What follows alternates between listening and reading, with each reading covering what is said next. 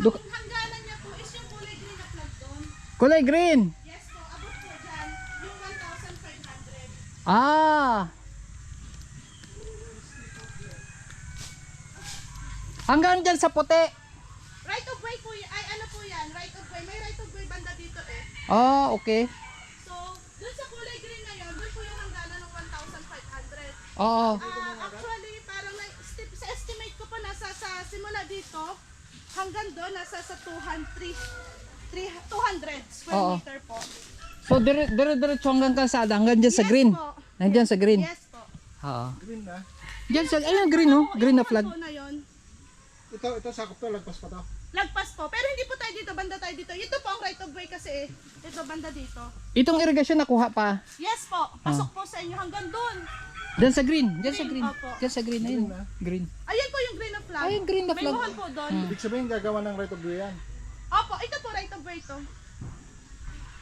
Oh. Okay po. So, Okay. kung magtatanim po kayo, ito naman po, tatanggalin po, tatapusin lang po yung cropping nung nagtanim dito. So, Ibig sabihin sa amin na to. Kung yes sakaling po, makuha sa to. inyo na po yan kung sakali po. 600. Gritero ka ng Victory. 600, ay, tanong ko po kay Ate Melody po ha, hindi ko po alam kasi eh. Kasi ito kasi, yung kasing client ko po, inayawan niya, ayaw niya kasi ng irrigation. Mm. So, ang nangyari sa amin, abot lang siya dyan, pero sabi ni Sir Mel, bayaran nyo na to ng konti, sa inyo na yung buong 500. Parang gano'n na nangyari kasi sa usapan natin. Oo. So, bali yung 600 kasi yung unahan. So, makipag-anuhan na lang po kayo kay Ate Melody. Ano po bang gusto nyo? Cash or installment? Installment siguro. Siguro po mas mataas. Kasi ang alam ko po kasi dun sa unahan, 600 po yung front. Oo. Tapos, nakipagtawaran na lang po kayo kung sakali, kung magkano po talaga yung ibibig. Okay. Okay. May muhon pa oh. Yes po, right of way po ito. Bali yung lahat ng flag po na yan.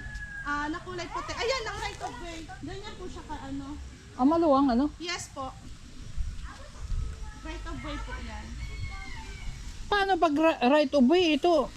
Lalagyan po siya ng katulad ng ganon. Parang yung Pero hindi po parang natin, sa kalsada doon. yes po.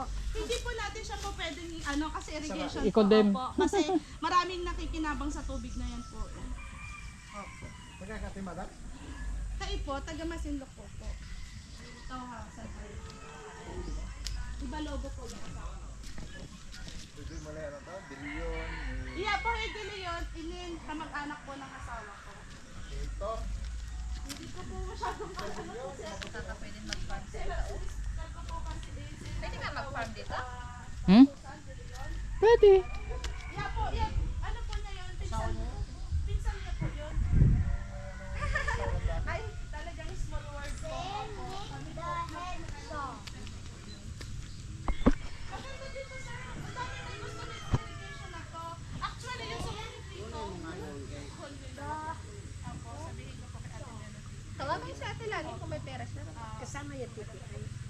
Mm.